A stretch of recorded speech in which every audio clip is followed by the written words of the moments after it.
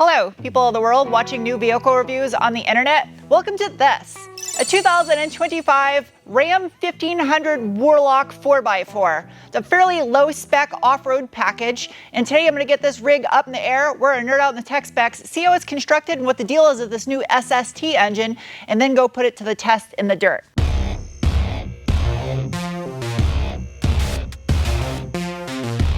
All right, steel bumpers. Real metal tips on the exhaust. Starting to look like a real truck already. And it's got one of those mechanical step things. You notice it's got a hitch on it tied into the back of the frame, and it's capable of towing 11,560 pounds. Well, it does have a Steely for a spare, should have came with 5 of them. It does not have all-terrain for a spare tire. That wouldn't be as good off-road. Out back, the Ram Warlock utilizes a 5-link multi-link rear suspension with solid rear axle. Housed in the pumpkin of that solid rear axle is the optional 392 final drive ratio, and this does have an electronic locking rear diff, part of the Warlock package. Fairly small dual Mopar branded mild aluminized steel mufflers. All 4 of the links are fully boxed steel in construction. Now with this Warlock package, you get the springs from the Ram Rebel, giving you a 1-inch factory lift. It's paired with none other than a set of yellow body Bilstein rear shocks. It's a huge bump stop, looks like a beehive. This also has a rear anti-sway bar attached to the back of the axle, and it measures in at approximately 22 millimeter and change diameter. You can see there's this interesting lateral brace between the frame rails just above the panhard bar. This now being the 5th generation of the Ram pickup, chassis code DT.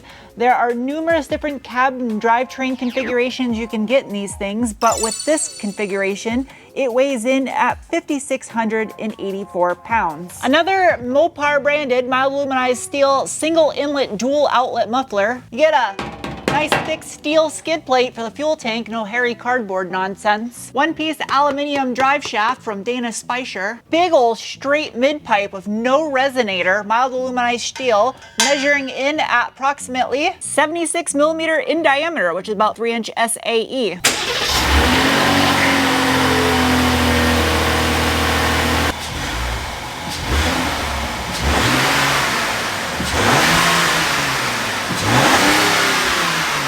As far as the transmission goes, it comes with the TorqueFlite or ZF8HP75 8-speed planetary gear set base automatic. It has a maximum torque input rating of 750 newton meters or 553 pound-feet, quite a bit more than what this engine produces. Another steel skid plate under the transfer case. As far as the 4-wheel drive system is concerned, it is paired with the BorgWarner sourced 48-12 2-speed part-time transfer case. There is an optional 4-auto transfer case that you can get in these Rams as well. Front drive shaft made out of steel. Oh, whoa, that's sick. It's got twin down, obviously because it's a twin turbo. The twin downpipes come from the driver's side and wrap around underneath the transmission rate here. So badly just want to call this thing a slant 6. I know it's not a slant 6. They should have made it a slant 6. That would have been cool. The ease of maintenance is great on this thing, with it not being a V-series engine. Driver's side where the turbos are at is a little bit tighter because the cats are up there. Well, you can see the bottom of the intercooler. Oil changes would be a piece of cake. Electric power steering rack easy to get to. This one does not have a front locker, but I don't think it'd be hard to put one in. Up front, the Ram Warlock utilizes an all aluminum in construction double A-arm front suspension configuration to include the front knuckles. You can see the ball joint's huge, but it is incorporated into that lower A-arm. And that's why they didn't go with anything smaller than an 18-inch wheel. You can't. Again, paired with those yellow body Bilstein dampers and a set of Rebel springs with 1-inch lift. Front anti-sway bar, the back of the front cross member measures in 34 millimeter and change diameter. Miles of room on the front half of the engine right here. Got another steel skid plate under the front diff, and well, that's neat. It has an active aero chin spoiler, so it's not in the way off-road.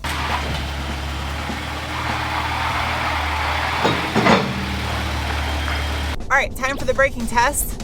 Nothing behind me. Ready, go. Okay. Wow.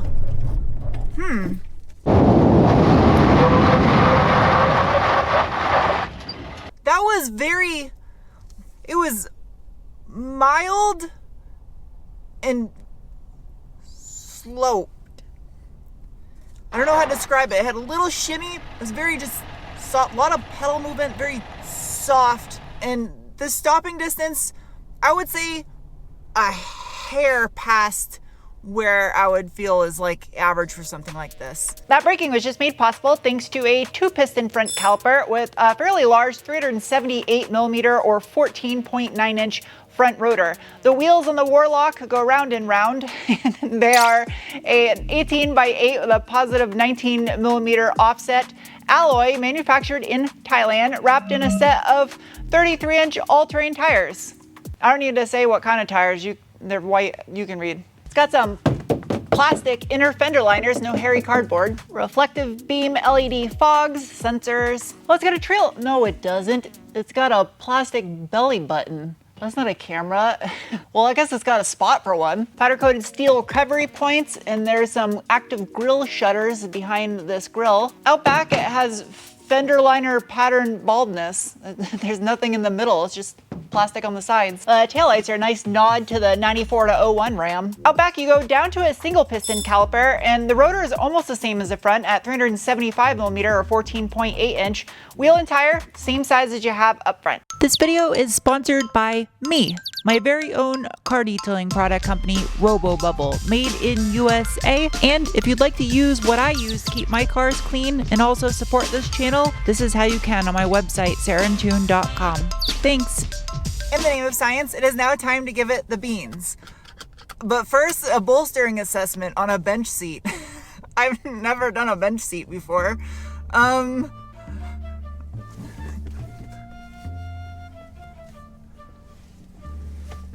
No bolstering. Doesn't get any more pickup truck than this. Nice cloth bench seat. You can fold the bench seat down though, and there's some cup holders, as well as a storage and some robot parts. As far as drive modes go, I have an upfitter switch under the infotainment screen for tow haul. I also have another upfitter switch for traction control. Automatically defeats stability control. The drive selector is a rotary dial on the dash. There's no sport mode, just drive. There's also no flappy paddles to manually shift. Instead, I have some plus and minus buttons. But I want to see if I can lock the diff in two-wheel peel. You can lock it in two-wheel peel. That's sweet. Now, since this does not have 4 auto, I'm not gonna launch it in 4-wheel drive, and that means I'm not gonna disable traction control because it's a pickup truck. This thing literally will not go anywhere. So, let's see what this thing can do. Ready? Go. Ooh, still broke traction. Ooh, still fighting for traction. Jeez. And this is the standard output. That's good.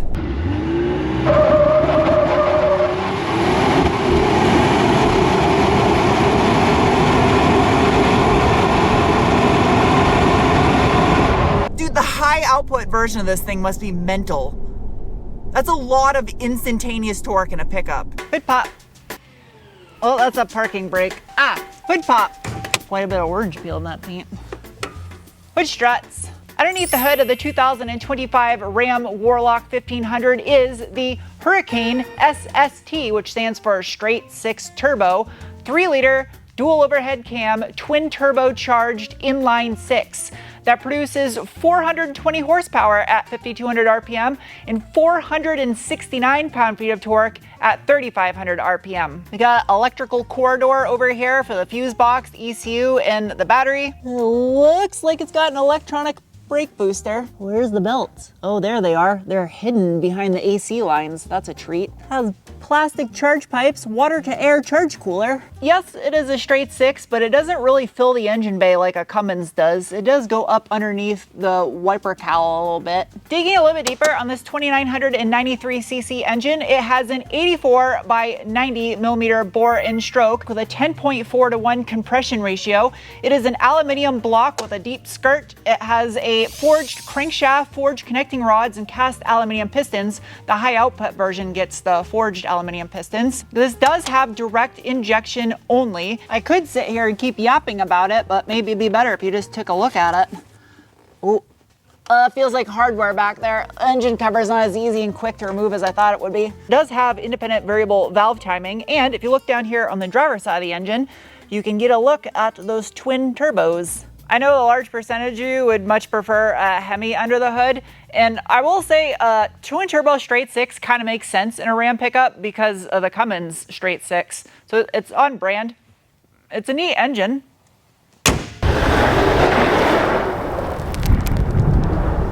now time for the Rally Special stage. See what this Warlock can do. As far as off-road features would go, I do have my four-wheel drive controls down here by the drive selector knob. Put this thing into four-wheel high. You don't need drive modes. All you need is a gas, brake, and a steering wheel.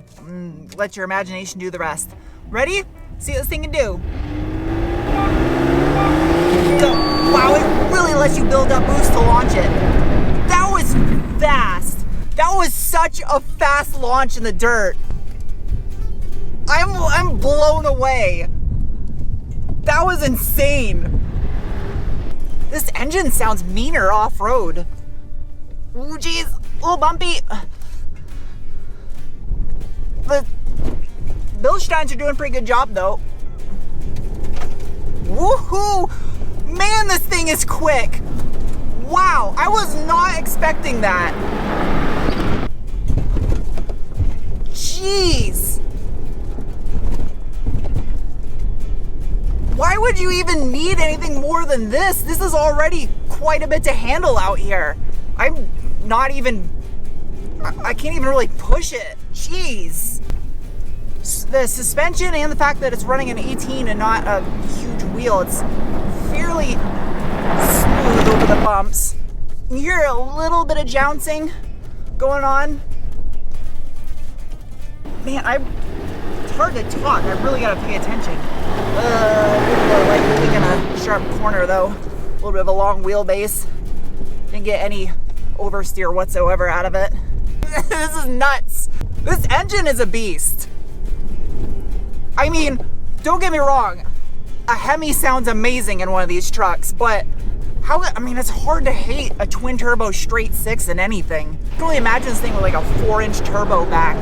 It'd probably sound super mean. I'm like trying to think to talk, but this is good. This is really good. The front end, the suspension, I like the Bilsteins, but I'm reaching their limits easily right here. And I think that's where like an RHO would come in handy, because this is about all the suspension can handle. All right, that's good. That was wild. This thing's fast off-road. That was good. That was a rush. That was good. Gonna do a little bit of hill climb action here with the crossover hill. Just because it's been getting tore up by dirt bikes lately, it might have changed the difficulty of it. And shouldn't really be a challenge for this truck, although the breakover possibly, because it is a longer truck. I'm gonna run this in 4 high. Rear axle is locked. I have 2 upfitter switches where I can defeat either the front or the rear or both of the parking sensors. That's nice for off-road. Not deflating the tires at all, not taking it with any speed whatsoever. I want to challenge this thing. I doubt it'll be challenged, but we'll see.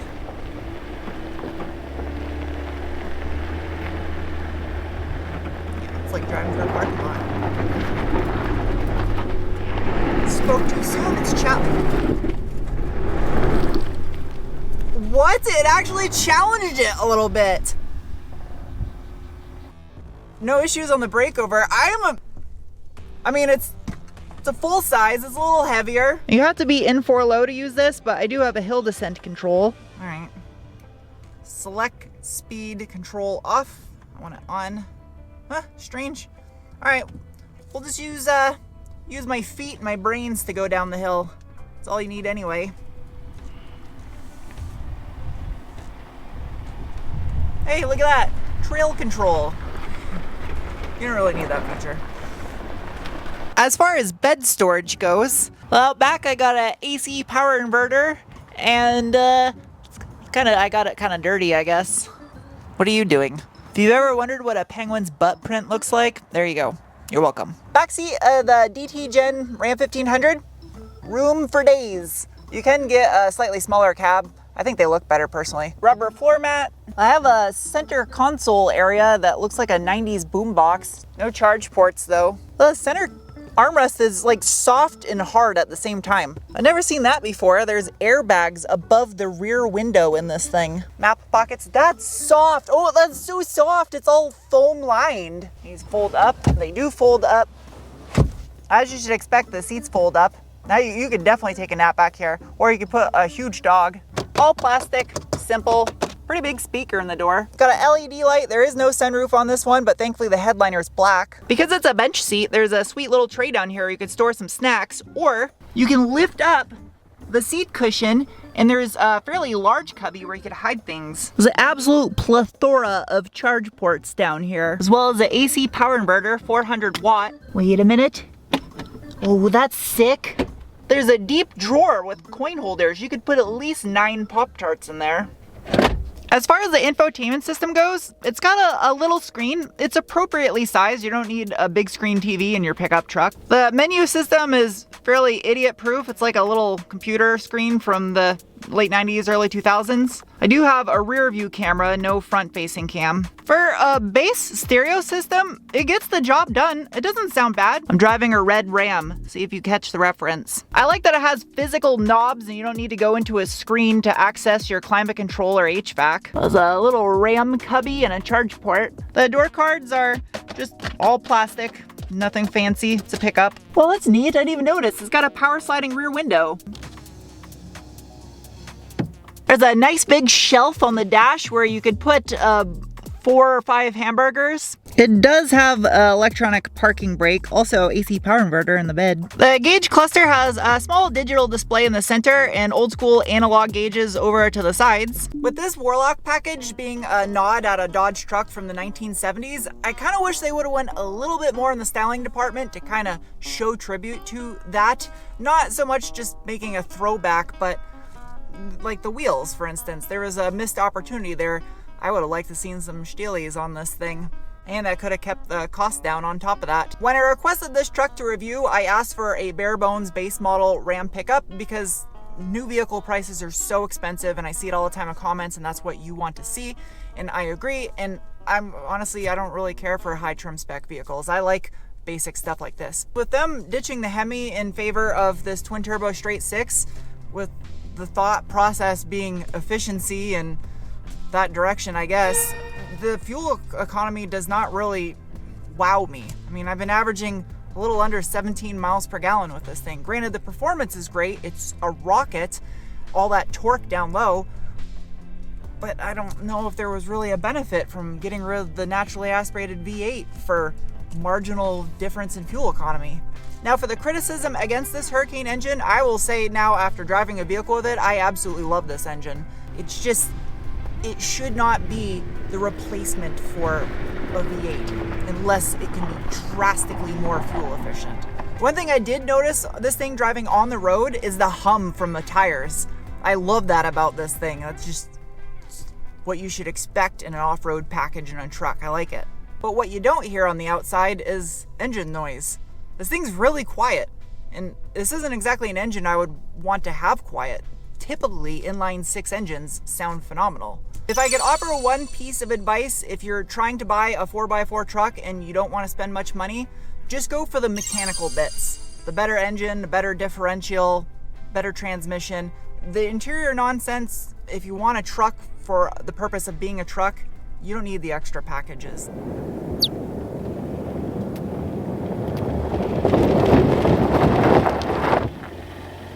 It is now time to give this thing some scores. Starting with the bean score, the assessment of feeling you get in your gut when you give it the beans.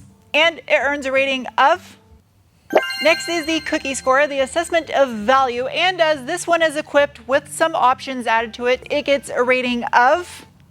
Followed by the wrench score, the assessment of ease of maintenance. And it earns a rating of. Actually, not bad in that department, being that's a straight 6. Next is the meatball score, the assessment of off-road capabilities. And Warlock's getting a rating of. Lastly is the penguin score, the assessment on how much I personally like a vehicle, and the Ram Warlock gets a rating of. Oh, I gotta glue that back on there. I'm always a fan of low trim spec base model vehicles, especially off-road ones, so that helped out the score on this thing. And I liked it, it's quick. So anyway, hope you guys enjoyed this review. I'll see you soon with another. Bye.